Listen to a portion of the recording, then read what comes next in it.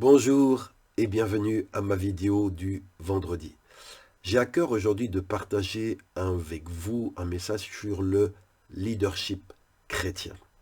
Je ne le fais pas dans un esprit de polémique, mais dans un esprit d'équilibre, de sagesse.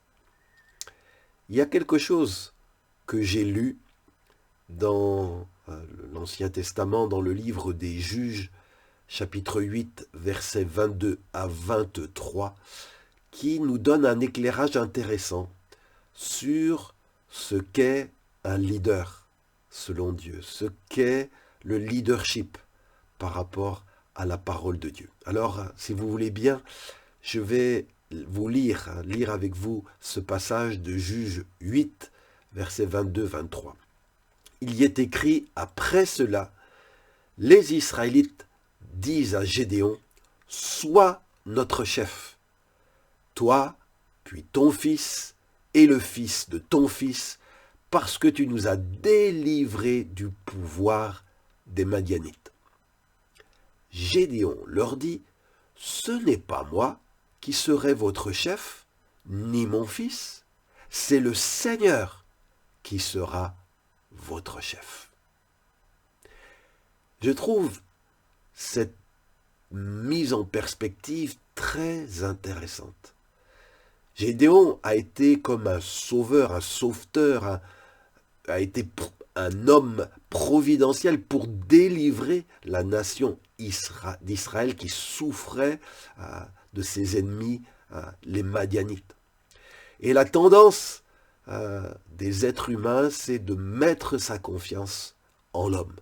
Et ils vont voir Gédéon, ils vont dire, tu as été notre sauveur, tu as été utilisé pour nous bénir, alors deviens notre chef. Ils vont vraiment vouloir s'attacher à lui comme vraiment c'est notre tête, c'est notre chef.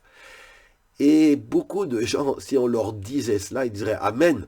Oui, je vais devenir votre chef parce qu'ils ont envie de pouvoir. Les hommes aiment le pouvoir, aiment commander. Mais lui, Gédéon, c'est vraiment un homme humble. Il n'est pas rempli d'orgueil, il ne cherche pas à dominer, il ne cherche pas le pouvoir. Et il nous fait une réflexion ici extrêmement sage. Il va leur dire, alors qu'il aurait pu être flatté par leur demande, ce n'est pas moi qui serai votre chef, ni mon fils, c'est le Seigneur qui sera votre chef. Amen. Bien-aimé, ton vrai chef, si tu crois en Dieu, ce n'est pas un homme. Ton vrai chef, c'est pas ton pasteur, c'est pas cet apôtre, ce prophète que tu admires, c'est pas cette personne qui t'a utilisé peut-être pour ta guérison, il t'a imposé les mains, tu as été guéri, et toi tu voudrais t'attacher à cette personne comme si c'était là ton vrai chef. Mais non, Gédéon a été une personne utilisée par Dieu, mais il a conscience que le vrai chef d'Israël, ce n'est pas lui, c'est le Seigneur. Alors mon frère, ma sœur, que ce soit le Seigneur qui soit ton chef, c'est vers lui que tu dois te tourner, c'est en lui que tu dois mettre ta confiance, c'est de lui que tu vas recevoir les ordres de marche et les commandements à suivre. Oui, en la matière du leadership, il est important de savoir remettre les choses dans une juste perspective. Parce qu'il y a parfois trop d'abus, trop de leaders qui veulent imposer un joug sur les gens qui n'est pas juste. Le joug que nous, chrétiens, sommes appelés à porter, ce n'est pas le joug d'un homme, c'est le joug de Christ. Et il est dit que ce joug est doux et léger, et que quand on le porte, il nous donne du repos. Alors si tu es sous un joug écrasant, un joug qui te fatigue, qui te brime, réfléchis. Ne serait-ce pas parce que tu as choisi de te mettre sous l'autorité d'un chef qui n'est pas ton vrai chef légitime, car le chef à qui tu dois obéissance et entière soumission, c'est Christ. C'est lui la tête, le chef de l'Église.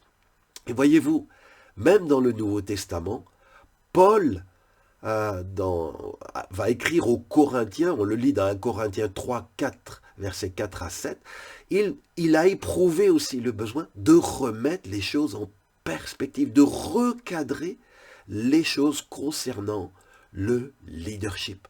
Je le lis, 1 Corinthiens 3, versets 4 à 7, Paul dit, quand un chrétien déclare, moi j'appartiens à Paul, et l'autre, moi à Apollos, n'agissez-vous pas, dit Paul, de manière toute humaine, car qu'est-ce qu'Apollos? Qu'est-ce que Paul? Ce sont des serviteurs par qui vous avez été amenés à la foi. Parfois dans l'Église, on assiste à la guerre des chefs. Moi, je me réclame de tel chef. Moi, c'est tel leader que je suis. Moi, c'est tel autre. Et quand on agit ainsi, ne sommes-nous pas, dit Paul, charnels? Parce que qu'est-ce que ce prophète, qu'est-ce que cet apôtre, qu'est-ce que cet évangéliste? Ce sont simplement des serviteurs. Voilà. Leur vrai statut, c'est des serviteurs. Par qui vous avez été amenés à la foi, par qui Dieu vous a béni. Mais ne prends pas le canal qui a été utilisé pour amener la bénédiction. Le canal n'est pas le donateur. Le canal est juste un instrument qui a transmis ce qui venait de ton vrai chef, qui est Christ. Et Paul ajoute, chacun d'eux, Paul, Apollos, a agi selon les dons que le Seigneur lui a accordés. Moi, j'ai planté. C'est le mystère apostolique. Apollos, il a arrosé un ministère d'enseignement. Mais, dit Paul, c'est Dieu qui fait croître. Alors celui qui plante, dit Paul, n'est rien. Celui qui arrose n'est rien. Dieu seul compte, lui qui fait croître. C'est lui notre chef. C'est lui seul qui compte. À lui, nous devons tout l'honneur. C'est lui qui produit la croissance. Celui qui plante n'est rien, dit Paul. Celui qui arrose n'est rien. Alors pourquoi, dans l'Église, parfois, ceux qui plantent s'enorgueillissent tant, se targuent tant d'un pouvoir qu'ils peuvent exercer sur le peuple, ou celui qui arrose, celui qui prophétise, celui qui enseigne? Non, la parole de Dieu dit, ils ne sont rien en soi, juste des instruments dans les mains de Dieu. Frères et sœurs, vous qui m'écoutez, il y a besoin, on l'a vu avec Gédéon, on le voit avec Paul, de remettre les choses dans une juste perspective. Un leader dans le christianisme, ce n'est pas un gourou, c'est un serviteur. Alors oui, vous allez me dire, oui, mais pasteur, il est écrit dans Hébreux 13, 17, « Obéissez à vos dirigeants et soyez-leur soumis. En effet, ils veillent constamment sur vous, puisqu'ils devront rendre compte à Dieu. » Oui, je connais ce verset. Il ne contredit pas ce que je vous dis. Nous devons obéir à nos conducteurs spirituels, à nos dirigeants, tant qu'ils restent des serviteurs fidèles du Christ, qui lui seul est notre chef. On obéit aux serviteurs quand ce qu'ils disent, ce qu'ils font, c'est l'exercice de la juste seigneurie et le juste leadership de Jésus, le chef de l'Église, le chef des croyants. Et bien aimé, quel que soit notre titre, on peut s'appeler prophète, apôtre, pasteur, évêque, bishop, archibishop, quel que soit notre titre, quelle que soit notre position dans l'Église ou dans l'organigramme de notre organisation ou dénomination, quel que soit le don que nous avons reçu, qu'as-tu que tu n'aies reçu? Alors si tu l'as reçu, pourquoi te glorifies-tu? Quel que soit notre don, quel que soit notre charisme, aussi extraordinaire soit-il, aussi puissamment Dieu nous utilise-t-il, cela ne nous confère pas en soi une autorité qui nous soit propre et que l'on peut revendiquer en disant « moi, je ». Toi quoi? Toi, il est dit, tu n'es rien. Ce que tu l'as reçu de Dieu. Et quand tu l'exerces, la vraie autorité, c'est celle qui t'a été donnée, qui vient de Dieu. C'est lui, le vrai chef, c'est lui, la vraie source de notre protection, de notre bénédiction, de notre direction. La seule autorité légitime dans l'Église et qui peut s'exercer, c'est celle qui s'exerce et qui reflète la seigneurie et la gouvernance de Christ. Mais quand quelqu'un revendique une gouvernance qui lui soit propre à cause de ses exploits, à cause de ses titres, il ne reflète plus, il ne représente plus la vraie gouvernance, celle du Christ. Mais c'est à cette gouvernance-là que Dieu t'appelle à t'attacher.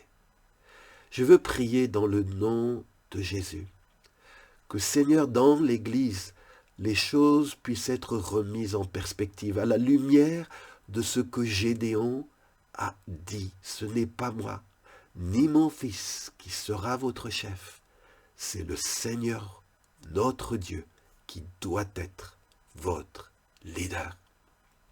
Et aussi à la lumière de ce que l'apôtre Paul nous a dit, que celui qui plante ou celui qui arrose ne sont rien. Celui qui est tout, c'est Dieu, lui qui fait croître. Alors Seigneur, je veux te demander pardon, parfois où les êtres humains se sont arrogés une autorité de chef qui ne leur appartient pas. Ils ont oublié que leur position était celle de serviteur, de servante, celui qui est appelé à se faire petit pour laver les pieds de l'Église, laver les pieds des croyants, et qui au lieu de s'abaisser pour servir, ont cherché à s'élever et imposer leur autorité propre, leur renommée propre, leurs intérêts propres, leur gouvernance propre. Seigneur, je veux prier que tu puisses aussi intervenir pour remettre les choses dans ton corps, dans la juste perspective. Il y a plusieurs membres dans le corps, mais il y a une seule tête, Christ. Oh, nous voulons donner la gloire à Jésus. Pardonne-nous, Seigneur Jésus. Quand nous avons donné à des êtres humains, Seigneur, la soumission qui est due à toi seul. Pardon à ceux qui se sont arrogés, Seigneur, un droit de soumettre les autres, alors que ce droit n'appartient qu'à toi, Jésus, qui a payé le prix pour racheter notre vie. Notre vie ne nous appartient pas, elle est à toi, tu l'as rachetée, un grand prix. Jésus, reprend dans l'Église toute ta place de chef. Nous nous prosternons, je me prosterne devant toi, je reconnais que tu es l'unique, le seul chef de l'Église, celui à qui tout pouvoir appartient. Et Seigneur, je veux prier que chaque serviteur, chaque servante, chaque ouvrier dans l'Église reprenne sa place de celui, de celle, de serviteur inutile, mais que Dieu, dans sa grâce, utilise pour le bien des autres. Et accorde, Père, à chacun, Seigneur, puisque chacun a reçu un don dans l'Église, accorde à chacun d'exercer son don dans l'humilité, non pas pour se faire valoir, mais pour honorer Jésus et par amour pour le corps, l'amour des gens, des personnes. Seigneur, purifie, sanctifie ton Église. Délivre-nous de la guerre des chefs. Délivre-nous d'autorités abusives, Seigneur. Remets les choses en juste perspective. C'est un besoin, Seigneur. C'est devant toi, Jésus, que tout genou fléchira. Ce n'est pas devant des hommes, mais devant toi. Oh, sois béni, sois élevé dans le cœur de mon frère ou ma sœur qui m'a écouté aujourd'hui. Au nom de Jésus. Amen. Bien-aimé, si ce message t'a béni, partage-le autour de toi. C'est un message non pas pour médire, non pas pour polémiquer, pour faire réfléchir, pour ramener les choses dans la juste perspective que donne la parole de Dieu. Et je vous donne rendez-vous chaque vendredi sur ma page Facebook, ma chaîne YouTube à Jean-François Gott. Pensez à vous abonner, pensez à vous connecter. Je cherche à transmettre chaque vendredi le message que Dieu me met sur le cœur de partager à son Église. Soyez bénis.